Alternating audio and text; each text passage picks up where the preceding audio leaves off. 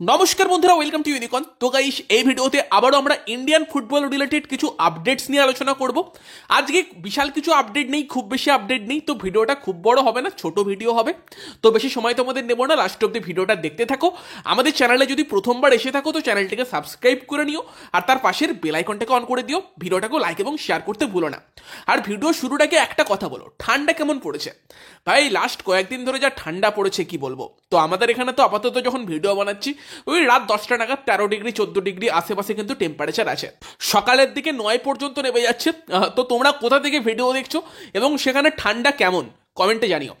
আর এবার যদি আমরা মেন টপিকে যাই, তো সেখানে প্রথমে যদি মোহনবাগানের অনুশীলন নিয়ে কথা বলি, তো আজকে মোহনবাগান আর ইস্টবেঙ্গল দুই দলেরই প্রায় একই টাইমে অনুশীলনের কথা ছিল। ইস্টবেঙ্গল অনুশীলন বাতিল করে দেয়, উল্টো দিকে মোহনবাগানের অনুশীলন কিন্তু হয়। আর মোহনবাগান অনুশীলনে কিন্তু যোগ দিয়ে দিলেন অ্যান্টোনিও লোপেজ হাবাস।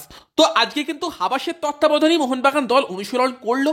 এবং হাবাস কিন্তু আর কি অনুশীলন শুরুর আগে যে বর্তমান coach, interim coach Clifford Miranda, তার সঙ্গে অনেকক্ষণ আলোচনা করে। এবং তার সঙ্গে কিন্তু হাবাসের সঙ্গে সঙ্গে ম্যানুয়েল ক্যাশকালানা, যে যখন লাস্টবার হাবাস ছিল, হাবাসের সহকারী কোচ ছিল, সেও কিন্তু যোগ দিয়ে দিয়েছে। এক্সপেক্টেডই ছিল যে হাবাস এলে হয়তো ম্যানুয়েল ক্যাশকালানাও আসবে। খবরও বেরিয়েছিল যে সেও টিমের সঙ্গে যোগ দিতে চলেছে। তো হাবাস এবং ম্যানুয়েল ক্যাশকালানা তারা কিন্তু যোগ দিয়ে দিয়েছে। তো সেখানে অবশ্যই হাবাসকে অ্যাসিস্ট করার জন্য ম্যানুয়েল ক্যাশকালানা এবং তার সঙ্গে ক্লিফোর্ড মিরান্ডা তারা কিন্তু থাকবে। বাকি আজকে কিন্তু মোহনবাগান টিমের সঙ্গে অনুশীলন করলেন আর্মান্দো সাদিকু নিয়ে যেরকম রুমোর্স ঘোরাঘুরি করছিল, ভুলভাল বললামই তোমাদের কালকে, যে সাদিকুর জাস্ট শরীর খারাপ হয়ে গিয়েছিল আগের দিন ম্যাচের আগে, তাই সে ম্যাচে অ্যাভেলেবেল ছিল না। এবং সাদিকু কিন্তু আজকে টিমের সঙ্গে পুরোদমে প্র্যাকটিস করেছে। বাকি যদি আমরা ট্রান্সফার আপডেটের কথা বলি, সেখানে চিঙ্গলসানা সিং, তাকে নিয়ে তো অনেকদিন ধরে কথাবার্তা হচ্ছে।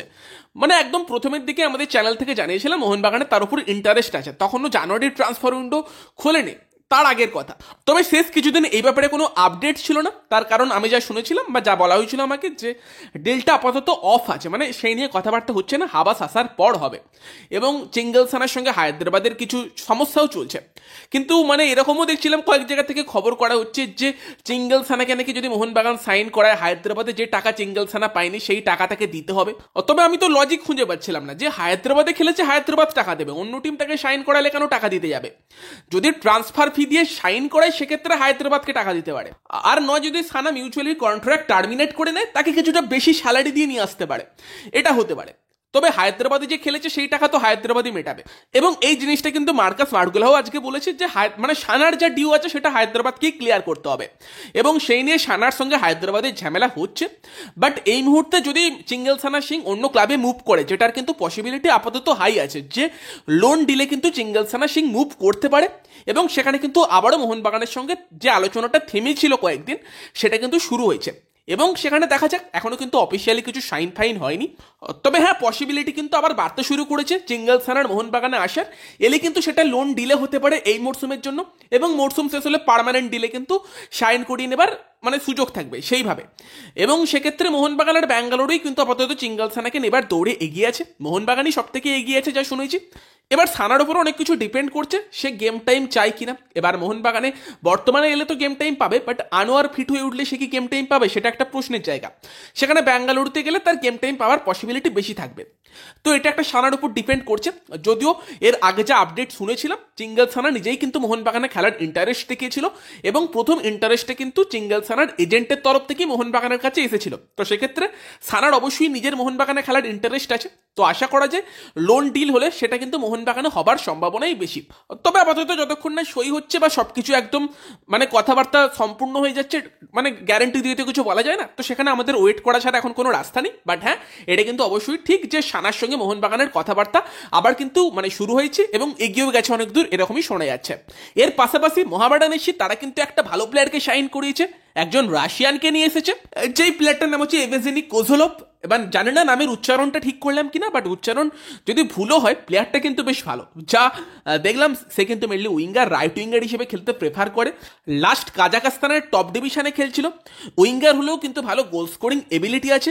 রাশিয়ার আন্ডার 21 দলের হয়ে খেলেছে, এবং বয়সটাও কিন্তু একদম ঠিকঠাক, 28 বছর বয়স। তো একটা ভালো শাইনিং কিন্তু মোহামেডানের জন্য এই প্লেয়ারটা হতে পারে। ইন্টারেস্টিং শাইনিং, প্লেয়ারটার দিকে নজর থাকবে, ভালো প্লেয়ার কিন্তু মনে হচ্ছে। বাকি যদি আজকে সুপার কাপের ম্যাচ নিয়ে কথা বলি, তো সেখানে কিন্তু যে রাত্রের ম্যাচটা ছিল সেই ম্যাচটা আমি দেখেছি, দুপুরের ম্যাচটা দেখা হয়নি।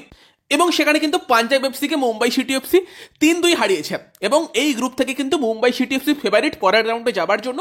যদিও চেন্নাইয়ের সঙ্গে ম্যাচটা ভাইটাল হতে চলেছে, তো সেই ম্যাচটা অ্যাটলিস্ট মুম্বাইকে ড্র করতে হবে। চেন্নাই যদি জিততে পারে চেন্নাই কিন্তু এই গ্রুপ থেকে চলে যাবে। এবং অবশ্যই কিন্তু ক্রেডিট দিতেই হবে মুম্বাইয়ের কোচ পিটার ক্র্যাটকিকে, কারণ মোহনবাগানের মতো মুম্বাইও কিন্তু অনেক প্লেয়ারকে ন্যাশনাল টিমে দিয়েছে। মুম্বাইয়ের বিদেশিরাও মানে বলতে গেলে 3-4 জনই পুরোপুরি ফিট আছে। ডিয়াজ তো আগের দিন ছিল না, আজকে সেকেন্ড হাফে এলো, তাও এল খায় থেকে রিপ্লেস করলো। তো ওভারঅল দেখতে গেলে মুম্বাই কিন্তু 3টে বিদেশি নিয়ে খেলছে এবং ইয়ং প্লেয়ারদের চান্স দিচ্ছে পিটার ক্র্যাটকি, এবং সেই প্লেয়ারগুলো পারফর্ম করছে।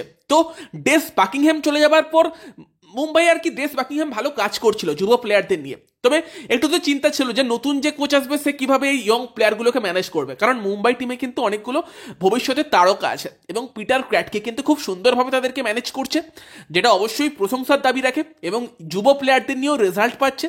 যদিও পাঞ্জাব আজকে হতাশ হতেই পারে, কারণ ওভারঅল দেখতে গেলে হয়তো পাঞ্জাব তারা বেটার ফুটবল খেলেছে, অ্যাটাকিংলি প্রচুর চান্স ক্রিয়েট করেছে এবং অতিরিক্ত সুযোগ তারা মিস করেছে, এবং সেখানে মাদি তালাল একাই হয়তো হ্যাট্রিক করতে পারত, এতগুলো সুযোগ মিস করেছে। বাকি লুকা ম্যাক্সেন বা তোমার উইলমার জর্টন প্রত্যেকেই সুযোগ মিস করেছে এবং পাঞ্জাব অ্যাকচুয়ালি ম্যাচটা জিততে পারতো, এত তারা সুযোগ তৈরি করেছিল। তবে সেখানেই মুম্বাই কিন্তু যুব প্লেয়ারদের দিয়েও রেজাল্ট বার করে এনেছে, যেখানেই কিন্তু ক্রেডিট দিতে হবে মুম্বাইয়ের কোচ পিটার ক্র্যাটকিকে। এবং দেখো, আমাদের ভারতীয় ফুটবলে যখন কোনো যুব ছেলে এসে গোল করে মনটা একটু খুশি খুশি হয়ে যায় যে নেক্সট সুনীল ছিত্রিকে এই হতে চলেছে। মানে শেষ 5-6 বছর ধরে তো মনে হচ্ছে, মানে এখনো 39 বছর বয়সে সুনীল ন্যাশনাল টিমে কাজ চালিয়ে দিচ্ছে, তবে রিপ্লেসমেন্ট তো দরকার হবে। এবং সেখানে আমরা যে নামগুলোর দিকে বর্তমানে তাকিয়ে থাকি সেটা সুহেল ভাট, কিয়ান নাসেরি, গুরকিরত সিং বা তোমার পার্থিব গগৈ, ঈশান পান্ডিতা, শিবা শক্তি, অনেক নাম আছে, ডেভিড মোহামেডানের। তো আমাদের এই লিস্টে কিন্তু আরও একটা নাম যোগ হবে যার দিকে আমরা তাকিয়ে থাকবো, আয়ুষ চিকারা, যে প্লেয়ারটাকে লাস্ট মরশুম থেকে মুম্বাই অল্প অল্প করে সুযোগ দিয়ে দেখছিল এবং হয়তো তার পিক পয়েন্টটা কিন্তু আসতে চলেছে এবং এমন একটা জায়গায় এসে গেছে যেখানে এবার সে কিন্তু আরো বেশি সুযোগ পাবে। আয়ুষ চিকারা আগের ম্যাচে কিন্তু অ্যাজ এ সাবস্টিটিউট এসে গোল করেছিল, গোল করে মুম্বাইকে ম্যাচে এনেছিল এবং আজকে কিন্তু সেই পারফরমেন্সের সুবাদে সে স্টার্ট করেছিল এবং 2টো গোল করে, মানে অলরেডি 3টে গোল কিন্তু তার হয়ে গিয়েছে। আর এই প্লেয়ারটাকে কিন্তু দেখলে মানে প্রপার স্ট্রাইকার মনে হয়, হাইট ভালো আছে, ফিজিক্যালিটি আছে এবং বক্সের মধ্যে দেখছিলাম পজিশনিং সেন্স ভালো, গোলের গন্ধ পাই যে জিনিসটা আছে সেই জিনিসটা কিন্তু তার মধ্যে আছে, বলের জন্য যাচ্ছে, বলকে অ্যাটাক করছে। তো অবভিয়াসলি তার মধ্যে পোটেন্সিয়াল আছে, এবার প্লেয়ারটাকে রেডি করতে হবে, কিভাবে প্লেয়ারটা রেডি হয় সেটা দেখার। তো ভারতীয় স্ট্রাইকারদের নিয়ে যেটা প্রবলেম হয় তারা ইনকনসিস্টেন্ট হয়ে যায়, আর নয়তো আবার তারা সুযোগ পায় না, গেম টাইম পায় না। ঈশান পান্ডিতাকে দেখো সুযোগই পাচ্ছে না, বিদ্যাসাগর সিং আই লিগে অত ভালো খেলে আইএসএল সই করলো, গেম টাইমই পায় না। আবার উল্টো দিকে শিবা শক্তিকে দেখো ইনকনসিস্টেন্ট হয়ে গিয়েছে আগের মরশুম অত ভালো খেলার পর।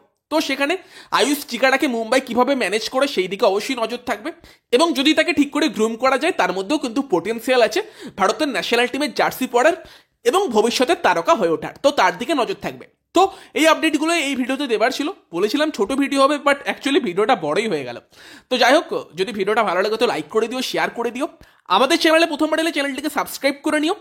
বাকি চলো, গুড নাইট, বাই বাই।